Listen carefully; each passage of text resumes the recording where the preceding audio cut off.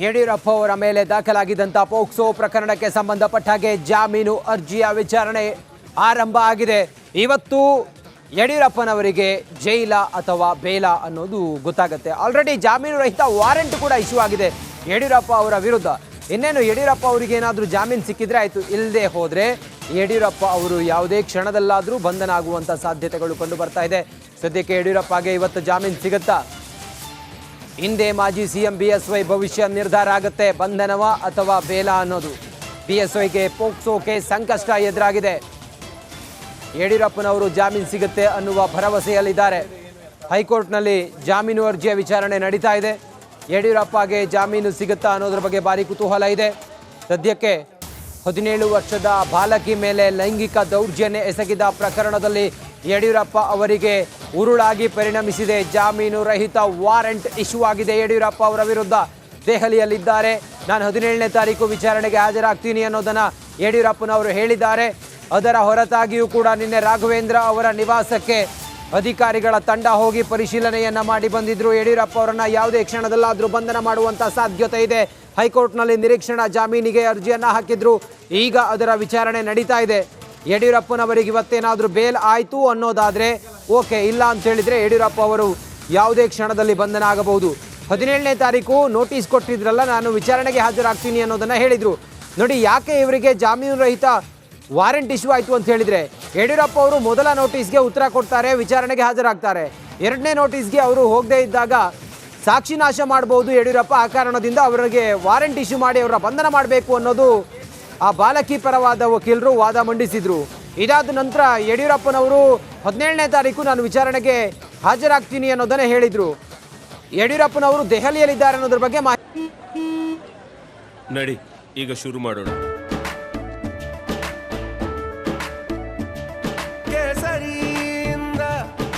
ಮನೋಲ್ಲಾಸ ಮನಸ್ಸು ಮತ್ತೇರಿ ಕುಣಿದಾಡಿದೆ ನೋಡು, ಮನಸ್ಸು ಮತ್ತೇರಿ ಕುಣಿದಾಡಿದೆ ನೋಡು.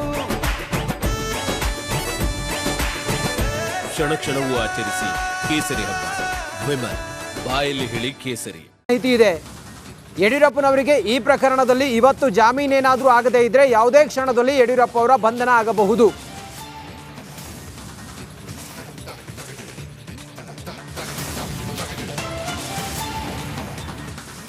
ಹಾಗಾದ್ರೆ ಏನಿದು ಕೇಸ್? ಯಡಿಯೂರಪ್ಪನವರ ವಿರುದ್ಧ, ಒಬ್ಬ ಮಾಜಿ ಮುಖ್ಯಮಂತ್ರಿಗಳ ವಿರುದ್ಧ ಪೋಕ್ಸೋ ದಾಖಲಾಗತ್ತೆ ಅಂತಂದ್ರೆ ಏನಿದು ಕೇಸ್? ನೋಡ್ತಾ ಹೋಗೋಣ ಕೇಸ್ ಏನೇನು ಅಂತ. 2019ರಲ್ಲಿ ಬಂದಿರತಕ್ಕಂಥ ಒಂದು ಆರೋಪ ಇದು. 2019ರಲ್ಲಿ ಯುವತಿಯ ಮೇಲೆ ಅತ್ಯಾಚಾರ ಮಾಡಿರ್ತಕ್ಕಂಥ ಆರೋಪವನ್ನ BSY ಎದುರಿಸ್ತಾ ಇರ್ತಾರೆ. ಅಂದ್ರೆ ಇದು ಮೈನರ್ ಗರ್ಲ್ ಆಗಿರ್ತಾಳೆ, ಹಾಗಾಗಿ ಪೋಕ್ಸೋ ದಾಖಲಾಗುತ್ತೆ. ಆಕೆಯ ಮೇಲೆ ಅತ್ಯಾಚಾರದ ಆರೋಪ ಬಂದಿರತಕ್ಕಂಥದ್ದು 2019ರಲ್ಲಿ.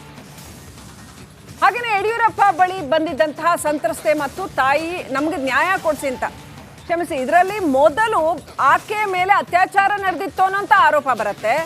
ಆ ನಂತರದಲ್ಲಿ ಆಕೆ ನ್ಯಾಯ ಕೊಡಿಸಿ ಅಂತ ತಾಯಿ ಮಗಳು ಇಬ್ರು ಕೂಡ BSY ಹತ್ರ ಬರ್ತಾರೆ. ಸೊ ಅವತ್ತು ಅವ್ರು BSY ಹತ್ರ ನ್ಯಾಯ ಕೊಡಿಸಿ ಅಂತ ಬಂದ ಸಂದರ್ಭದಲ್ಲಿ BSY ದೌರ್ಜನ್ಯ ಎಸಗಿದ್ರು ಅನ್ನೋ ಆರೋಪ. ಇದರಲ್ಲಿ ಮೊದಲನೇದಾಗಿ ಆಕೆ ಅತ್ಯಾಚಾರ ಸಂತ್ರಸ್ತೆ. ಆಕೆ BSY ಅವ್ರ ಹತ್ರ ಅವರ ತಾಯಿ ಜೊತೆಗೆ ಬರ್ತಾಳೆ ನ್ಯಾಯ ಕೊಡಿಸಿ ಅಂತ. ಆ ತಾಯಿ ಮಗಳನ್ನ ಕರ್ಕೊಂಡು, 17 ವರ್ಷದ ಯುವತಿ ಅಂತ ಹೇಳಾಗಿದೆ, ಕರ್ಕೊಂಡು ಬರ್ತಾಳೆ. ಆ ಸಂದರ್ಭದಲ್ಲಿ BSY ದೌರ್ಜನ್ಯ ಎಸಗಿದ್ರು.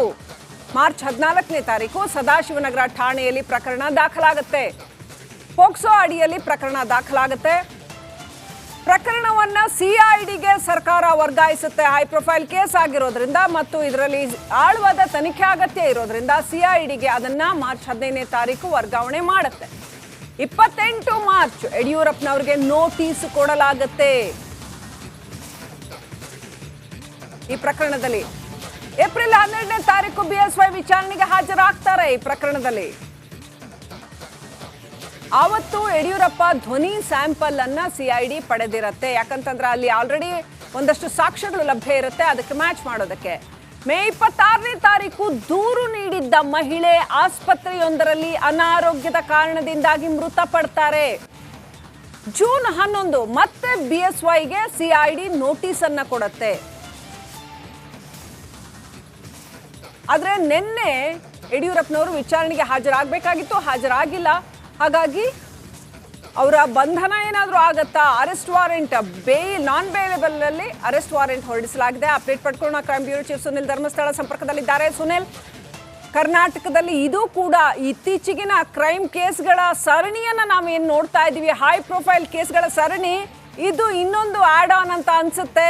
ಕಂಡು ಕೇಳಿರದಂಥ ಒಂದು ಕೇಸ ಇದು, ಅಥವಾ ಜಸ್ಟ್ ಬಿ ರಿಪೋರ್ಟ್ ಸಲ್ಲಿಕೆ ಆಗ್ಬಿಡೋ ಅಂತ ಒಂದು ಸಾಮಾನ್ಯವಾದಂಥ ಪ್ರಕರಣನ. ಏನಿದೆ ಇದ್ರ ಹಿಂದೆ, ಏನಿದ್ರ ಹೂರಣ ಸುನಿಲ್?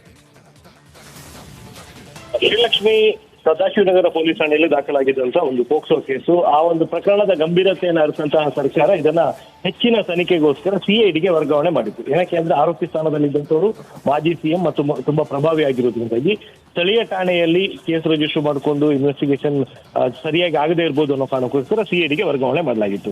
ಸಿಐಡಿ ಅಧಿಕಾರಿಗಳು ಈ ಒಂದು ಪ್ರಕರಣವನ್ನು ದಾಖಲು ಮಾಡಿಕೊಂಡು ತನಿಖೆಯನ್ನು ಕೂಡ ಆರಂಭ ಮಾಡಿದ್ರು.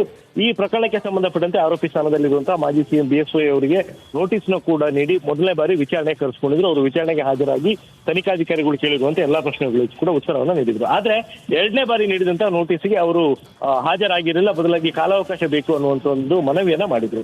ಇದನ್ನ ಒಪ್ಪದ ತನಿಖಾಧಿಕಾರಿಗಳು ಕೋರ್ಟಿಗೆ ಈ ಒಂದು ವಿಚಾರವನ್ನ ತಿಳಿಸಿ ಅವರನ್ನ ಆದಷ್ಟು ಬೇಗ ಅರೆಸ್ಟ್ ಮಾಡಬೇಕು, ಆ ಸಂಬಂಧಪಟ್ಟಂತೆ ಆರ್ಡರ್ನ ಕೊಡಿ ಅನ್ನುವಂಥದ್ದು ಮನವಿಯನ್ನ ಸಲ್ಲಿಸುವುದು. ಇದನ್ನ ಪುರಸ್ಕರಿಸಿದಂತಹ ನ್ಯಾಯಾಲಯ ಅವರ ವಿರುದ್ಧ ಒಂದು ನಾನ್ ಬೇಲೇಬಲ್ ವಾರೆಂಟ್ ಅನ್ನು ಕೂಡ ಇಶ್ಯೂ ಮಾಡಿತ್ತು. ಸೊ ಇದು ಒಂದು ಕಡೆ ಆದ್ರೆ, ಮತ್ತೊಂದು ಕಡೆಯಲ್ಲಿ ಬಿಎಸ್ವೈ ಪರ ವಕೀಲರು ಹೈಕೋರ್ಟ್ ನಲ್ಲಿ ಈ ಪ್ರಕರಣಕ್ಕೆ ಸಂಬಂಧಪಟ್ಟಂತೆ ಜಾಮೀನನ್ನು ಕೋರಿ ಒಂದು ಅರ್ಜಿಯನ್ನು ಸಲ್ಲಿಕೆ ಮಾಡಿದ್ರು. ಅದರ ವಿಚಾರಣೆ ಈಗ ಹೈಕೋರ್ಟ್ ನಲ್ಲಿ ನಡೀತಾ ಇರುವಂತದ್ದು. ಇಲ್ಲಿ ಪ್ರಮುಖವಾಗಿ ಗಮನಿಸಬೇಕಾದಂತಹ ಒಂದು ವಿಚಾರ ಅಂತ ಹೇಳಿದ್ರೆ, ಈವರೆಗಿನ ವಾದಗಳಲ್ಲಿ ಬಿಎಸ್ವೈ ಪರ ವಕೀಲರು ಸಲ್ಲಿಸಿರುವಂತಹ ಒಂದು ಪ್ರಮುಖ ವಿಚಾರ ಅಂತ ಹೇಳಿದ್ರೆ ದೂರುದಾರೆಯ ಹಿನ್ನೆಲೆಯ ಬಗ್ಗೆ ಒಂದು ವಿಚಾರವನ್ನ ಪ್ರಸ್ತಾಪ ಮಾಡಿದ್ದಾರೆ. ಅಂದ್ರೆ ಆಕೆಯ ಕ್ರೆಡಿಬಿಲಿಟಿ ಎಷ್ಟರ ಮಟ್ಟಿಗೆ ಇದೆ ಅನ್ನುವಂಥದ್ದು. ಆಕೆ ಈ ಹಿಂದೆ ಕೂಡ ಹಲವಾರು ಜನರ ವಿರುದ್ಧ ಇದೇ ರೀತಿಯ ದೂರನ್ನ ನೀಡಿರುವಂತದ್ದು. ಸುಮಾರು 53ಕ್ಕೂ ಅಧಿಕ ಪಿಟಿಷನ್ ಗಳನ್ನ, ಅದು ಪೊಲೀಸ್ ಅಧಿಕಾರಿಗಳಿರ್ಬೋದು, ರಾಜಕಾರಣಿಗಳಿರ್ಬೋದು, ವಿವಿಧ ಜನರ ವಿರುದ್ಧ ಈ ರೀತಿ ಪಿಟಿಷನ್ ಗಳನ್ನ ಹಾಕಿದ್ದಾರೆ. ಹಾಗಾಗಿ ದೂರುದಾರ ಕ್ರೆಡಿಬಿಲಿಟಿ ಬಗ್ಗೆ ಕೂಡ ನ್ಯಾಯಾಲಯ ತಿಳ್ಕೋಬೇಕು ಅನ್ನುವಂಥ ಒಂದು ಪ್ರಮುಖ ವಿಚಾರವನ್ನ ಇವತ್ತು ಬಿಎಸ್ವೈ ಪರ ವಕೀಲರು ನ್ಯಾಯಾಲಯದ ಮುಂದೆ ಇಟ್ಟಿರುವಂತದ್ದು. ಸದ್ಯಕ್ಕೆ ಇನ್ನೂ ಕೂಡ ಈ ಪ್ರಕರಣಕ್ಕೆ ಸಂಬಂಧಪಟ್ಟಂತಹ ವಾದ ಪ್ರತಿವಾದಗಳು ಮುಂದುವರಿತಾನೆ ಇದೆ. ಅಂತಿಮವಾಗಿ ಹೈಕೋರ್ಟ್ ಯಾವ ರೀತಿಯ ನಿರ್ಧಾರವನ್ನ ಕೈಗೊಳ್ಳುತ್ತೆ ಅನ್ನುವಂಥದ್ರ ಮೇಲೆ ಬಿಎಸ್ವೈ ಅವರ ಭವಿಷ್ಯ ಅವಲಂಬಿತ ಆಗಿರುವಂತದ್ದು. Srilakshmi. Right, thank you Sunil ಡೀಟೇಲ್ಸ್ಗಾಗಿ. ಸಿವಿ ನಾಗೇಶ್ ವಾದ ಮಾಡ್ತಾ ಇದ್ದಾರೆ, ಯಡಿಯೂರಪ್ಪ ಅವರಿಗೆ ಜಾಮೀನು ಸಿಗಬೇಕು ಈ ಪ್ರಕರಣದಲ್ಲಿ ಅನ್ನೋದಕ್ಕೆ ಅವರು ವಾದ ಮಾಡ್ತಾ ಇದ್ದಾರೆ. ಪ್ರಕರಣಗಳ ವಿವರವನ್ನು ಕೊಡ್ತಾ ಇದ್ದಾರೆ. ಅಷ್ಟೇ ಅಲ್ಲ, ಇಲ್ಲಿ ದೂರುದಾರರ ಕ್ರೆಡಿಬಿಲಿಟಿ ಏನು ಅನ್ನೋದನ್ನು ಕೋರ್ಟ್ ಗಮನಿಸಬೇಕು ಅನ್ನೋದು ಸಿವಿ ನಾಗೇಶ್ ಮಂಡಿಸಿರ್ತಕ್ಕಂಥ ಪ್ರಮುಖ ಅಂಶ.